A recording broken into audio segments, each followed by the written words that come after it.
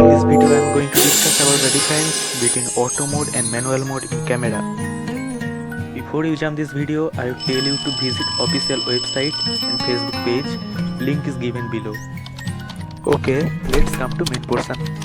The main two modes in today's any digital camera are auto mode and manual mode. It can be point and shoot camera, DSLR, mirrorless, even a smartphone has both manual mode and auto mode. So, what is auto mode?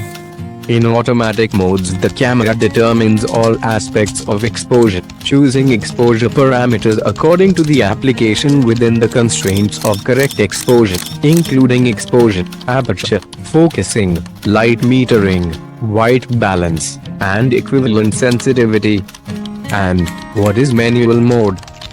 Manual-enabled modes give the photographer control over the various parameters of an exposure. There are three exposure parameters: aperture, time, which is shutter speed, and sensitivity, that is ISO, and in different modes these are each set automatically or manually. Manual mode is going to give you ultimate control over your camera and your photos. You can see the both modes here.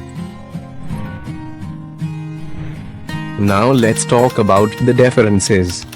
As you can see, auto mode prefers to set the exposure including all other settings automatically, but there in manual mode all those are set by user.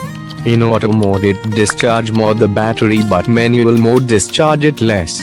Auto mode is easy to use for beginners, but manual mode is difficult for beginners. Okay, that are the main differences, guys. If you have any queries, comment here or you can directly contact through the website. Link is below.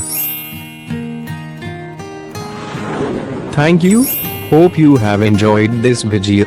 If you have liked this video, click the like icon and don't forget to click the subscribe button and then press the bell icon so that you can get all the videos.